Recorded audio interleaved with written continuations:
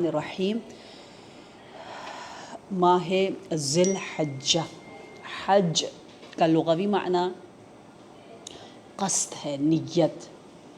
اور مجھے اچھا لگتا ہے کہ ہم اتنے اس توحیدی مہینے میں اور اپنی نیتوں کو توحیدی، ابراہیمی، موسوی، حضرت موسیٰ علیہ السلام سے موسوی اور ابراہیمی، میں اس اینگل سے کہہ رہی ہوں، بنانے کی سعیوں کوشش کریں۔ اس لیے اس مہینے کا سب سے اہم اور خوبصورت ذکر اللہ اکبر ہے نا، تکبیر، اللہ اللہ اللہ جتنا ہو سکے ہماری زندگی میں آئے۔ تو ذی الحجہ، ماہ ذی الحجہ میں بہت سی آیات نازل ہوئی ہیں۔ یعنی اگر آپ اس مہینے کو دیکھیں، شان نزول بہت سی آیتوں کو دیکھیں، اسپیشلی وہ آیات جو آیت ولایت ہے، اس سے ریلیٹڈ آپ حیران ہو جائیں گے۔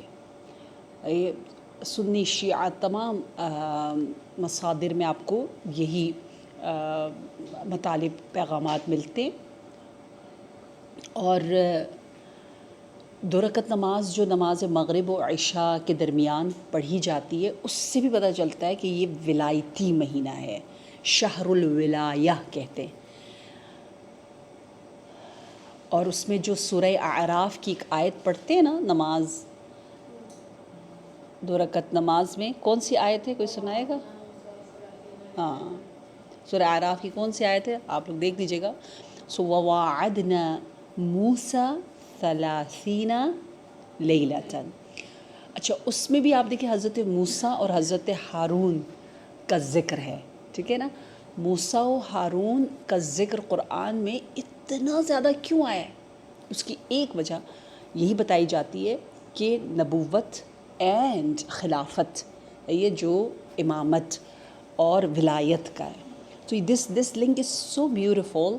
اور ہم جو محروم ہیں اس عظیم عبادات مناسک حج سے، تو ہمارے لیے بہت سے راستے بتائے گئے ہیں کہ آپ بھی اپنے آپ کو اس لیول تک پہنچانے کے، اس نور تک پہنچانے کی کوشش کریں۔ اس میں سے ایک جو ہے وہ تکبیر کا ذکر، اور یہ نماز جو 2 رکعت کی صلاۃ ہے، 10 نائٹس میں پڑھی جاتی ہے۔ کہتے ہیں اس کے ذریعے وہ شخص جو کہ اتنی محنت سے مناسک حج بجا لا رہا ہے، آپ اس کے اتنے قریب ہو جاتے ہو، آپ حاجیوں کے نور سے اپنے آپ کو منور کر سکتے ہو۔ تو یہ نماز تو بہت ہی زبردست ہے۔ اس کو نہ صرف ہم نے خود پڑھنا ہے، بلکہ کوشش کرنا ہے کہ کم از کم 5 لوگوں تک ہم یہ پیار محبت سے پیغام پہنچائیں اور کہیں کہ اس نماز کو نہ چھوڑیں، کیوں نہ چھوڑیں، کیوں مس کریں، اس طرح کی باتیں ہوں، تاکہ ایک عشق ہو۔ اور یہ وہ 10 راتیں ہیں جس کی طرف اشارہ قرآن میں ہمیں کئی مرتبہ ملتا ہے، وَلَيَالٍ عَشْرٍ وَلَيَالٍ عَشْرٍ، اور بھی مختلف آیات میں بتایا جاتا ہے کہ یہ انہی 10 راتوں کے بارے میں۔ تو بہت اچھا لگتا ہے کہ پروردگار عالم مختلف انداز سے ہمیں بار بار بلاتا ہے، ذی الحجہ آ گیا، آ جاؤ، دوبارہ سے ہمیں ریچارج کرتا ہے۔ اور جو ہے وہ حاجیوں کے ساتھ رہو، تکبیری بنو، نماز پڑھو، قربانی دو۔ اور پھر پہلی جو آج کی تاریخ ہے، وہ روایات کے مطابق جناب فاطمۃ الزہرا سلام اللہ علیہا اور مولائے کائنات امیر المؤمنین علیہ السلام کی کہ ازدواج، پیوند کا دن ہے، یا نکاح کا دن ہے۔ تو اس سے بھی ہم بہت کچھ سیکھ سکتے ہیں۔ میں جلدی سے بس 2-3 پوائنٹس بتاتی جاؤں کہ مثلا نمبر 1، نکاح کے دوران جو واقعات پیش آئے، اس میں ایک تو یہ تھا، بہت سے ہیں لیکن ایک جو یہ تھا کہ آپ نے راستے میں، ایک روایت کے مطابق راستے میں آپ نے اپنا ویڈنگ ڈریس جو ہے وہ راہ خدا میں دے دیا۔ جو کچھ ہماری زندگی میں جو حوادث پیش آ رہے ہوتے ہیں، وہ اللہ کی طرف سے ڈیزائن ہوتے ہیں۔ مثلا اللہ کو دیکھنا ہے کہ راضیہ 10 دن بیمار رہے، میں دیکھتا ہوں 10 دن بیماری کے بعد وہ کہاں پہنچتی ہے، یہ میرے لیے بہتر ہے۔ راضیہ 1 سال تک کرائے کے گھر میں رہے تاکہ پتہ چلے کہ یہ امانت میں کس طرح سے خیال رکھتی ہے کہ نہیں رکھتی۔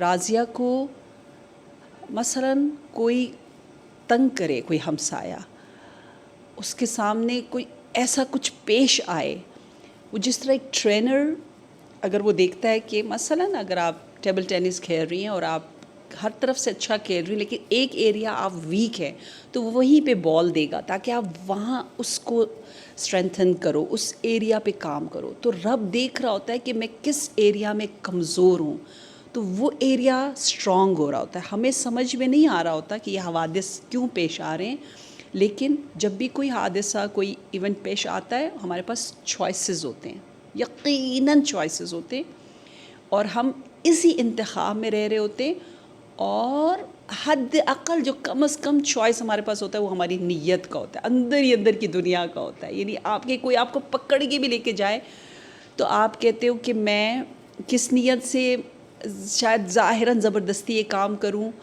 اور کروں یا جان دے دوں، جو بھی کچھ اس میں بھی چوائس ہوتی ہے، سوچ کا، خوش ہونا، ناخوش ہونا، وہ سب ہماری دنیا ہے اور ہم اس میں آزاد ہوتے ہیں۔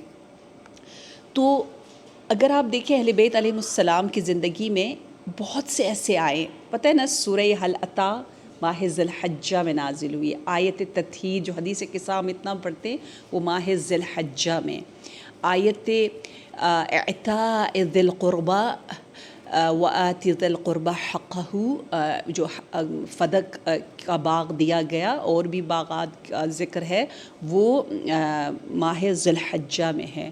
وہ آیت ولایت جو رکوع والی آیت ہے، جو انفاق کیا جا رہا ہے، وہ ماہ ذی الحجہ میں ہے، اور وہ جو آیت حب کہتے ہیں، سیجعل، جو اللہ تبارک و تعالی مؤمنین کی محبت لوگوں کے دلوں میں ڈالتا ہے، آیت حب کہلاتا ہے۔ آیت حب بھی اسی مہینے میں ہے، اور کوئی آیت مباہلہ بھی ہے، آیت اکمال دین بھی ہے، اتمام نعمت بھی ہے، اور کوئی بتائے، بہت ہے، اور بھی ہے دیٹ آئی ٹول یو، یا آئی تھنک ایک دفعہ میں نے مجھے اب یاد نہیں آ رہا، آئی تھنک 100 کے قریب، ورنہ 20 تو یقیناً ہے، لیکن مجھے لگتا ہے ڈائریکٹ انڈائریکٹ 100 آیات اہل بیت علیہ السلام سے ریلیٹڈ اسی مہینے میں، ایک ہی مہینے میں اتنا سجایا ہے ماہ ذی الحجہ کو پروردگار عالم نے، آیتوں پہ آیتیں، آیتوں پہ آیتیں، آیتوں پہ آیتیں۔ تو اگر آپ شان نزول میں دیکھیں تو آپ حیران ہو جاتے ہو۔ تو یہ سب کچھ جو ہے آیتیں، جیسے ہم سورہ حل عطا کی بات کریں، سورہ دہر کی، وہ جو مشکل وقت آتا ہے، یہاں پر بھی ویڈنگ میں جو سائلہ آ رہی ہے، سوال کر رہی ہے، وہ وہی ٹائم تھا۔ تو اس میں بھی یہ بتایا جاتا ہے کہ آپ نے جناب زہرا سلام اللہ علیہا دختر رحمت للعالمین نے نہیں فرمایا کہ let me reach to my home، یا کہ میں پھر سوچتی ہوں اور دیتی ہوں، فوراً دے دیا۔ اچھا جی، پھر آپ جب گھر پہنچی تو آپ نے سب سے پہلے جو سجایا وہ محراب عبادت تھا نا، اور آپ نے کہا آئیں مل کر آج رات نماز میں گزارتے ہیں، ویڈنگ نائٹ۔ اور محراب عبادت کو سجانا، دیکھیں ہم شادیوں میں اس کو تھوڑا سا نگلیکٹ کر رہے ہوتے ہیں، اور ہم محراب میں ہارے ہوئے ہوتے ہیں۔ محراب یعنی نماز یعنی جہاں جیت ہو، جو جیتتے ہیں وہ مزے کرتے ہیں نماز میں، لیکن جو ہارتے ہیں انہیں نماز سنگین لگتا ہے، یہ بہت ثقیل لگتا ہے، اور وہ وقت بھی، اس کی ادائیگی بھی، اور وہ سب بہت اسٹرگل کر رہے ہوتے ہیں۔ لیکن جو اس محراب میں فاتحانہ طور پر جاتے ہیں، جس طرح جناب سیدہ سلام اللہ علیہا فرما رہی ہیں کہ آ جائیں، ہاتھ آتی سے کچھ لفظ ہے کہ نصلی فی ہذہ اللیلہ، آئے ہم یہ رات نماز میں گزارتے ہیں، اور اسی لیے مولا علی علیہ السلام نے فرمایا نعم العون علی طاعت اللہ، تو طاعت الہی میں بہترین نعمہ یعنی ونڈرفل امیزنگ بہترین عون یعنی مددگار جو ہے وہ جناب فاطمہ الزہرا سلام اللہ علیہا کل ایمان کے لیے، امیر المؤمنین علیہ السلام کے لیے. اچھا، اور پھر اکارڈنگ ٹو ون روایت سورہ سجدہ کی آیت نمبر 16 کا نزول ہوتا ہے شب زفاف ازدواج امیر المومنین حضرت Zahra, because the way they were spending all their time, most of their time in عبادت، کہ صبح نبی صلی اللہ علیہ وآلہ وسلم تشریف لاتے ہیں. یہ اکثر ہوتا تھا کہ جناب سیدہ کی سیرت ایسی ہوتی تھی کہ نبی تعجب سے سوال فرماتے تھے کہ اے میری لخت جگر فاطمہ، آپ نے کیا کیا کہ جبرائیل امین تشریف لائے اور یہ آیت نازل ہوئی. تو جناب زہرا سلام اللہ علیہا کی عبادت اور اس کی وجہ سے، نورانیت کی وجہ سے یہ آیت ہے نا، وہ تتجافى جنوبهم عن المضاجع خوفا و طمعا ويدعون ربهم، تو یہ آیت مشہور ہے تتجافى جنوبهم عن المضاجع، سورہ سجدہ آیت نمبر 16، کہ وہ مضاجع کہتے ہیں بیڈ کو.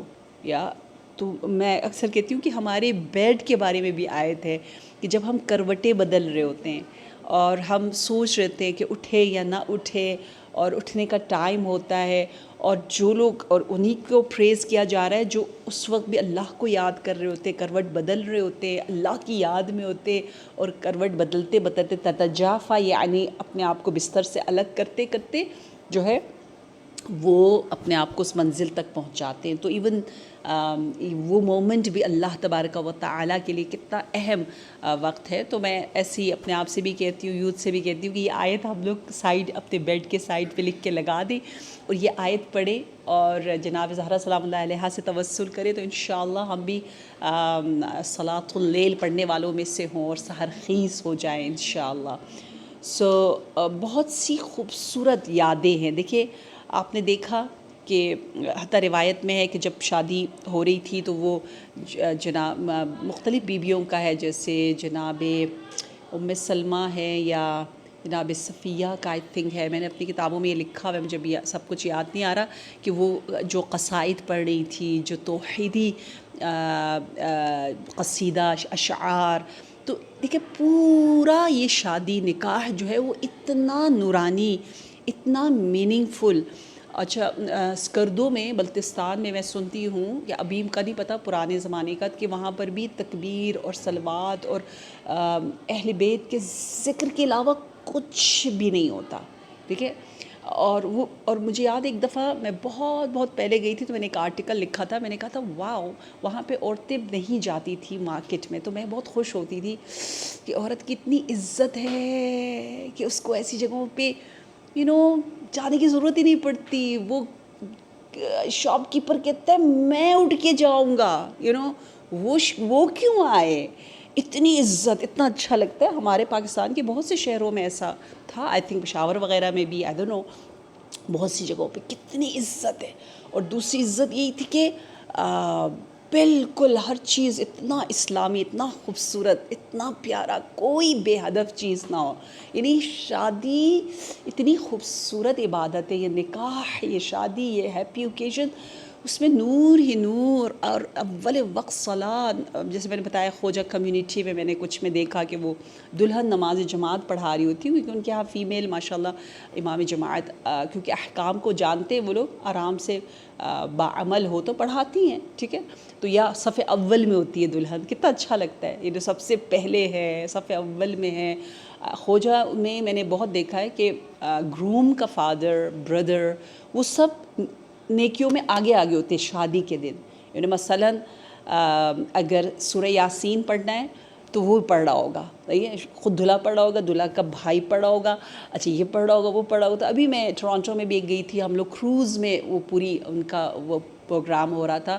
اکثر بیچز پہ، کروز میں، جو جہاں پورا ڈیزرٹ سفاری اچھی جگہوں پر ہو رہا ہوتا ہے، لیکن اتنا نورانی. اور اکثر علماء کو لوگ سب کو بلاتے ہیں کیونکہ ان کا اتنا پیارا فنکشن ہوتا ہے کہ وہ ڈرتے ہی نہیں ہیں. ہمارے یہاں تھوڑا ڈر رہے ہوتے ہیں، یا اللہ سب علماء کو بلائیں گے تو ہم خوشی کیسے منائیں گے، تو وہ خوشی اتنی اچھی منا رہے ہوتے ہیں. خوش ہو رہے ہوتے ہیں، اچھی جگہ پر ہوتے ہیں، لیکن یہ ساری چیزیں کر رہے ہوتے. تو مجھے بڑا اچھا لگتا ہے کہ دلہن سب سے آگے، دولہا خود، اس کے گھر والے انگیج ہے قرآن اور اذکار میں، سب کے لیے پڑھ رہے، سنا رہے، ایک اسپیچ دے رہے.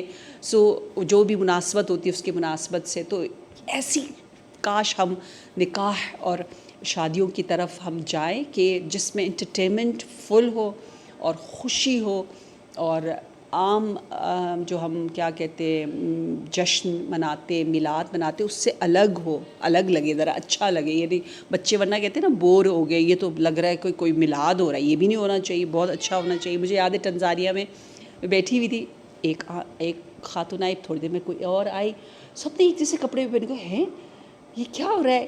ادھر ڈفرینٹ جگہ پہ بیٹھی. پھر بعد میں پتہ چلا یہ ایک پوری ٹیم ہے، سب ایک جیسا ڈریس ہو کر آتے ہیں. اور انہوں نے پتہ ہے ہنسانے والوں کی بھی ایک ٹیم بنائی ہوئی ہوتی ہے، وہ جو کیا کامیڈی وغیرہ کرتے ہیں نا، وہ بھی دور دور سے منگواتے آتے ہیں. جیسے دبئی میں انڈیا سے آ رہے تھے تو وہ ہنساتے، بہت ڈیسنٹ انداز سے پلیز کرتے. اور اسی طرح یہ پڑھنے والے مخصوص ہوتے ہیں، بڑے اچھے ڈریس اپ ہوئے ہوتے ہیں. تو پتہ نہیں کیا اچھی چیزیں ہو رہی ہوتی ہیں، پتہ نہیں اچھا یہ ہو رہا ہے، وہ ہو رہا ہے. ایوری تھنگ از نیو، مزے کا، اور سرپرائزز ملتے. لیکن حلال، نتھنگ از حرام. حلال نہیں بلکہ ثواب، اجر، عبادت. تو اللہ کرے کہ ہم انشاءاللہ خود سب سے پہلے، اور پھر انشاءاللہ ہماری کمیونٹی بھی بحق ماہ ذی الحجہ، ماہ بابرکت، ماہ خدا، ماہ حج جو ہے، انشاءاللہ ہم بھی اپنی ہر خوشیوں کی نیتوں کو بھی الہی سے الہی تر بنائے انشاءاللہ. والسلام علیکم ورحمۃ اللہ وبرکاتہ.